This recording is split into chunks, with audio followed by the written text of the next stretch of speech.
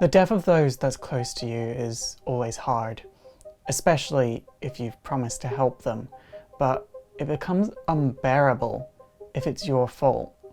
And that's exactly the place Zatanna was in. My name's Zatanna Zatara, I'm a spellaholic, is the phrase our story opens with. Zatanna started her life on stage with her father, and she wasn't exactly a natural to show business. She would often mess up her father's acts, which added to his stress because on top of being a single parent, he was a performer and a superhero. And don't think for a second he was ever paid for being a superhero, but he was capable of great feats of magic. You see, both Zatanna and her father have the ability to say a phrase backwards. This phrase will become an incantation and it will manipulate reality to their will. So he was able to do things like turn a whole audience into rabbits. But in the present day, Zatanna is a superhero with low self-esteem, and her father has long since passed. Apparently, she had a very, very bad encounter with evil recently.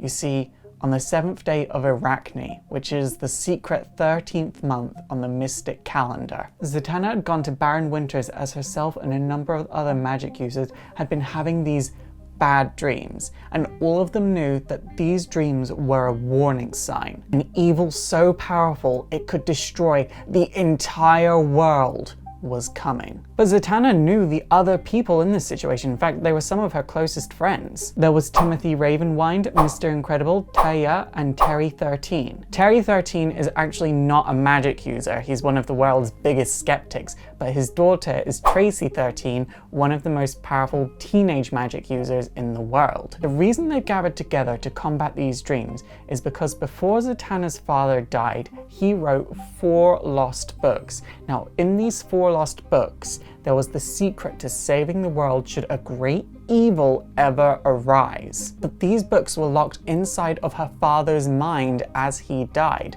so the only way to retrieve them is to go to a place that exists between imagination, memory, and reality itself. So Zatanna starts the ritual to take everyone into reality, and as they arrive there, they are greeted by King Rahman. However, they've arrived at a really bad time. Apparently, the enemies of Rahman have joined forces to attack the monasteries of the Exalted Ones. Zatanna naturally offers help to fight, but Mr. Incredible points out that these beings that are going to attack King Rahman are so out of human comprehension. If they even laid eyes on them, they would lose their minds. So King Rahman sent the group on their way to the cellars of Buddha-Kamun. The cellars of Buddha-Kamun are basically the gateways of interrealities. While there, you can see reality swimming like schools of fish and never really interacting, and each reality has its own set of the laws of physics. Terry 13, experiencing all of this, is totally a skeptic because,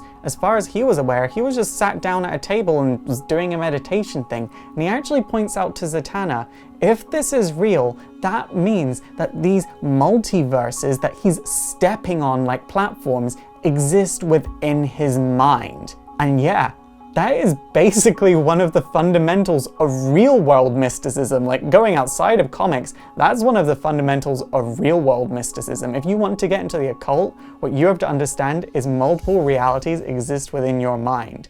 And there's a lot of real-world mysticism within this story. Side note real quick, I was actually raised in sort of an occultistic or a mysticism belief system. So if you guys ever want to see me talk about more stuff to do with the occult within comics, please let me know in the comments down below, because there is a lot more than you would think. Just to clarify though, I'm not a Wiccan or a pagan or anything like that. It's a completely different ball game that I'm a part of. As our group pass through these realities, they see themselves in the past and in the future at the same time, till they eventually find themselves in a reality that has a single book tree. This tree literally grows books, and in every single one of these books is the minds of every single human that has ever existed and ever will exist. Zatanna casts a spell to reveal her father's 4 lost books, and normally that will be the end of it. They get the 4 books, they leave. But this time, Zatanna sees a face. You see, what Zatanna hadn't told anyone is that a few nights ago, when she should have been cleansing herself of all excess magic to properly do this sort of seance ritual kind of thing, she was doing a spell to find herself a man. Now, she wasn't specific in the type of man she wanted, she just did a spell for the man of her dreams. That could be anything.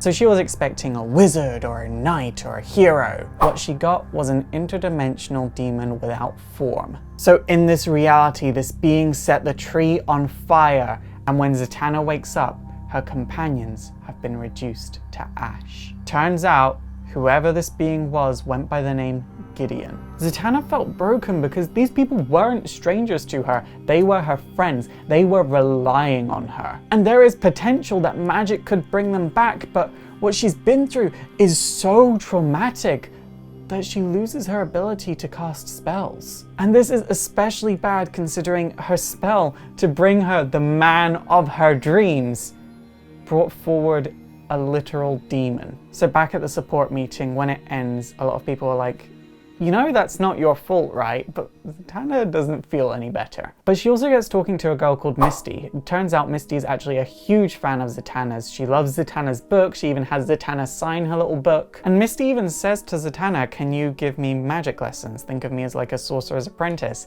And Zatanna's like, no, I'm sorry, I can't do magic anymore. I can't teach you anything. But then Misty says taxi appear backwards, which is the same magic Zatanna has, and a taxi appears. And she tells Zatanna she doesn't have to do magic anymore, she'll do it for her. So the two go off, but they quickly find out that they are being chased by Gideon, so they find themselves going to San Francisco to fight this demon. Zatanna actually wants to be responsible and return Misty to her mother, because she's like, you're a kid, I can't like be dragging you around while I'm being chased by a demon. But Misty's like, yeah, I'm a runaway, I don't have a home to return to. And then Zatanna just turns to her and is like, you ran away from home and ended up in a support group for heroes of low self-esteem. And Misty explains that she has this magical dice that lets her use her magic, and also showed her where to find Zatanna. This is also why Zatanna was the only one that could actually see Misty at the meeting, which Zatanna is like, oh, I didn't even realize that. They go to a magical weaponry store, which is owned by a woman called Cassandra Kraft. If you need to fight a magical being, Cassandra Kraft is the one to go to. But the door is locked, so Misty casts the spell to let them in, and they lock the door behind them. And that's when Cassandra bursts out with a crossbow, shouting, who's there? And then she realizes who's there, and so she puts down the crossbow. And Cassandra's like, oh my god, I'm so sorry, I thought you were the shapeless one. And Misty's like, nice store. The immediate threat of violence is a great incentive to buy things. So as they begin to talk, it turns out this demon that's stalking them is indeed the demon that Zatanna set free, the man of her dreams. The demon actually went straight to San Francisco shortly after her friends were incinerated. While the demon does use the name Gideon, chances are that's just something it uses to identify itself, probably doesn't even have a name. To cut a long story short, they begin to talk about what magical artifacts they could use to fight the shapeless one, but they can't really send him back to where he came from, so they kind of just need to trap him somehow. And Cassandra has like this closet that can trap any spirit inside of it. And while they're talking, we also find out that a few nights ago, a man came to Cassandra's store asking after Zatanna, and she's like, Zatanna's not here right now. And the man's like, tell her I came back for the books. And he leaves his hat behind. And this hat looks near identical to the type of hat her father would have worn. The two ladies continue to talk and plan, and Misty gets bored being a teenage girl, so she opens up a copy of Zatanna's book. And inside the book is the shapeless one, ready to attack. Zatanna attacks the book, but the demon's already moved on. So Cassandra grabs her cat, grabs Misty, and they go to leave the room. But that's when Misty's like, if that's your cat, whose cat is that? Naturally, the cat is the shapeless one, so Zatanna and this demon begin to fight. Zatanna says, who sent you? And the demon says, I serve the new supreme architect of the universe, whose name is yet hidden. While the two are fighting, Misty's on the outside and she casts a spell to make the demon solid, which turns it into solid smoke. Zatanna then gathers up the demon and traps it in a magical mirror, which she then shatters with a crossbow, causing the shards of the mirror to go plunging into the closet that would trap any spirits inside of it. This gives it a physical form forever, so Zatanna sticks it in a jar.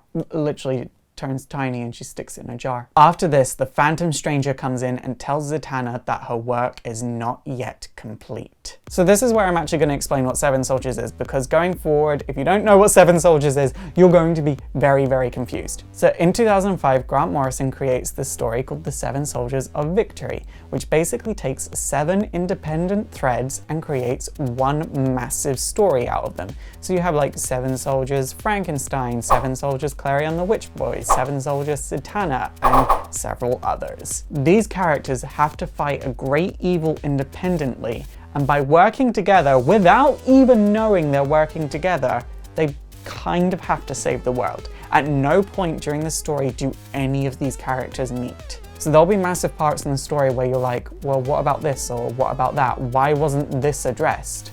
It will probably be addressed in a different character's story in Seven Soldiers. So I'll have links to where you can get Seven Soldiers for yourself in the description down below, and if you want me to do all the Seven Soldiers stories, please let me know in the comments, because I'm for sure doing Zatanna and Clarion, but if you guys want me to continue past that point, please let me know, because I need your guys' input.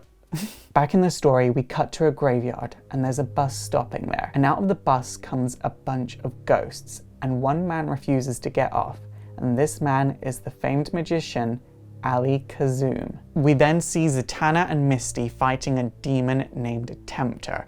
Turns out Tempter has just used his abilities to make a slimming group eat so much chocolate they all died. Zatanna is like overall unimpressed by this guy. He is a minor demon struggling to find relevance in the modern world. And when he tries to take Misty's innocence in exchange for power, Misty just casts a spell so he'll be forgotten and he'll go quietly, which erases him from the mortal plane. After this, the two girls are driving away and Misty's like, so is this what you do? You just go around getting rid of demons, fighting ghosts, and you never get any reward for it? And Zatanna's like, yeah, that's what being a hero is, you never get paid. As Zatanna's driving along, there's suddenly a man in the middle of the road, and Zatanna tries slamming the brakes, but it's too late.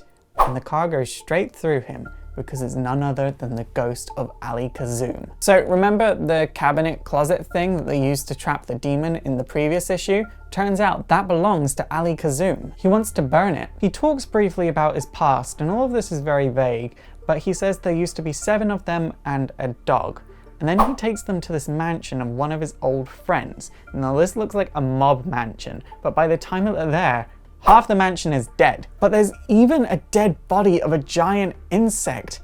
And Misty begins to cry when she sees it, and Zatanna's kind of like, don't touch it, you don't know where it's been. And Misty's like, but I do know where it's been. It's been from the beginning of time to the end of reality and back again, and it will never get the chance to do all of that again. Ali Kazum then points out that Horse Feathers, which is like this flying horse in the DC universe, is being attacked in the garden by these like elf fairy people. Misty tells these attackers to stop. She doesn't say it backwards, and they do as she says. This confuses the hell out of Zatanna, and then the horse starts talking. Meanwhile, the fairies are doing like circles around Misty's head like a halo. Misty casts a spell so everyone can understand the horse, and he basically says that Vincenzo, Ali's friend, who's now dead, showed him kindness, and he was killed by the celestial huntsman. And now the horse has to go find a man named Justin, his new knight, as war is upon the world. And Zatanna is like, yep, I'm confused. This is bigger than us. Misty, let's go.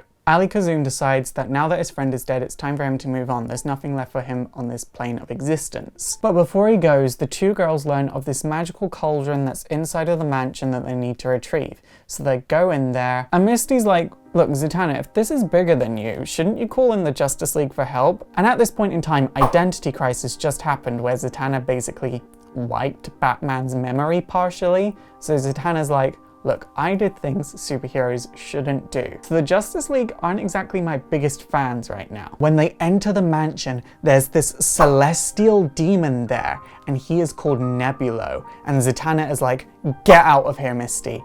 And Misty's like, no, I know him. And he calls her princess. Turns out that wherever Misty came from, she was told to be taken into the woods by this celestial huntsman and have her brain cut out, because the queen had no need for a princess because she was going to be immortal. But the huntsman couldn't bring himself to kill her. But the reason Misty couldn't remember any of this till just now was because before she was taken into the woods, she was forced to spin a cobweb dress, and the more she spun, the less she could remember. The reason the huntsman is after this cauldron is because it actually belongs to the evil Queen Gloriana, the queen that wants Misty killed. And this queen is the queen of the Shida, the beings that take over humanity billions of years in the future. Humanity and the Shida cannot exist at the same time. This cauldron will restore Queen Gloriana to her full vitality, and once she's restored, the harrowing of humanity will begin.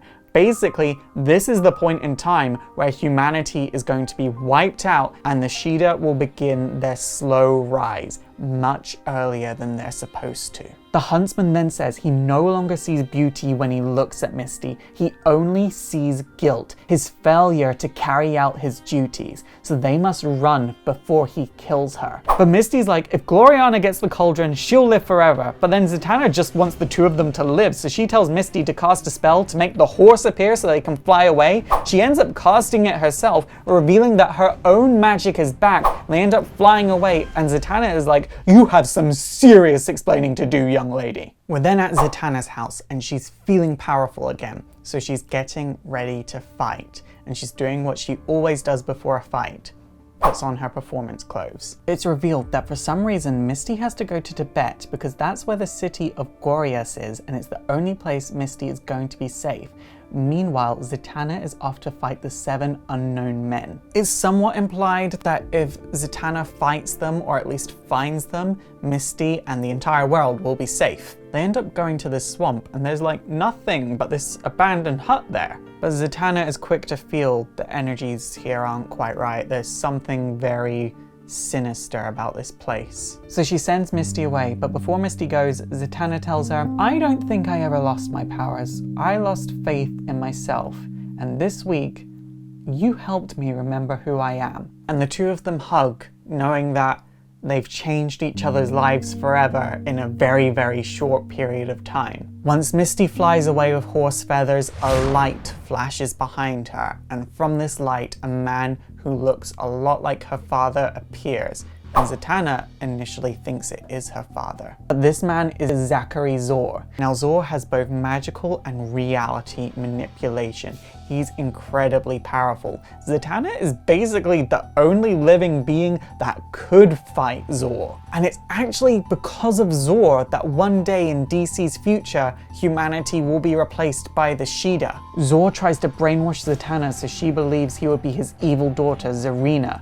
But Zatanna casts a spell, restores Zatanna to annoy Daddy. So now Zatanna is back to herself and is at full power. But the problem is, Zor can change his form, but so can Zatanna, because she has a demon that can change its form at will. So she opens the jar containing the demon, casts a spell, become what Zor becomes, and be my will in battle. And the two enter a full-on magical battle. But you see, true magical battles don't take place in the physical plane. They take place in a realm where the outside meets the inside, a place where belief is the most deadly weapon you can use. Zor starts off by growing bigger than Earth, saying Zatanna was only playing at being a superhero and saying her father would be ashamed of what she is, and he throws the Justice League satellite at her. But Zatanna is able to do the exact same thing in this place, so the two of them just keep growing and bending reality until eventually Zatanna is hit. She sees time itself shatter from a strange angle, and Zor jumping ahead in time, tearing apart reality around him. So Zatanna has to do a blind faith jump through reality itself and lands in Zor's future, and she tears apart his own magical reality, and when she comes to, she's wringing his neck in the water of the swamp. But keep in mind, Zatanna is still in tune with the fabric of reality at this point, and she says she hears voices coming from the east of nowhere. She knows she has to get to the shack before Zor recovers, because Zor will recover. He is a magical being. So she gets to the shack and she says, whatever you are, please help me. And she looks up and she sees the 7 unknown men. The 7 unknown men are the fabricators of the DC universe, those that are in charge, and they all look identical to the writer of this comic, Grant Morrison. And these men are all commenting on how they've never seen a character do this before and how Zatanna is just something else. Zatanna ends up being taken to this dimensional lock with Zor. They actually thank her for fighting Zor, and they explain that Zor was actually a renegade, one of the unknown men. So let's put this in context. Zatanna was able to hold her own in a fight with one of the writers of the DC universe. These men explain their job to Zatanna. They basically say they are time tailors. They patch and sew reality to expand it and make sure it doesn't fall apart. What Zor was trying to do was bring in the Shida far earlier in time than they were supposed to be brought in, which would destroy the fabric of reality itself. To combat this, these 7 unknown men set 7 hidden soldiers in motion, which Zatanna is one of. And these men say, because you were able to fight Zor, you can have a reward. And naturally, Zatanna initially thinks that she wants her father's books, but she doesn't understand the books when she gets them. And then these men are just like, well, why don't you just ask your father himself? And that's when Zatanna gets to see her dad again, and he tells her, she is the 4 books. She is the spell he created to combat evil, to stop evil coming forward. She is his greatest spell and his gift to the world. And she hugs him and tells him she misses him, and he tells her that he lives on in her. And the next thing, Zatanna's back at the support group, just having a one-on-one session with the person that runs the group, and she's like, I don't know if any of that actually happened. I don't know if Misty even exists. I just know what I felt. And as she leaves the group, she casts a spell saying, I need a new adventure. And that's when Misty turns up with an army of horse feathers, and she's like, my stepmother is about to invade Earth and I need help. I thought of you. And that's where the story ends. Obviously, we'll see how this concludes for real when we cover 7 Soldiers 0 and 7 Soldiers 1. This was so much fun for me to cover because I love this type of storytelling, you know, where it sort of starts out pretty typical, you know, you have the flashback, you have the conflict, but then it gets gradually weirder, and then its climax is just bizarre and meta, and I love this story so much. I love 7 Soldiers as a whole, but 7 Soldiers Clarion and 7 Soldiers Zatanna are my 2 highlights, which is why I'm starting on these 2. This comic just doesn't make sense if you read it as a normal comic, but if you go into it kind of knowing about mysticism, it's like, oh, this is smart. This is on a different level. I feel like this is how Zatanna should be written. She has reality manipulation abilities. Let's have her having meta adventures through reality itself. That makes sense to do. That's kind of obvious. And especially because this story sort of gets into how reality itself is just a form of performance. So that makes sense for Zatanna to star in that, because ultimately she's the performer superhero. As for Misty, she has not been used since 7 Soldiers, which kind of makes sense. She's one of the Shida. The Shida can only exist in times where stories revolve around the Shida, just due to their nature. But I really want Misty to come back. If they have to change her origin to fit in with current DC continuity, I don't care. I really like her character. I like the idea that she's like this weird future sci-fi fantasy fairy queen. Like, I love it so much. And I really just want Misty back. Like, I would do a lot just to have her back. Bring Misty back. 2K19. It's super effective!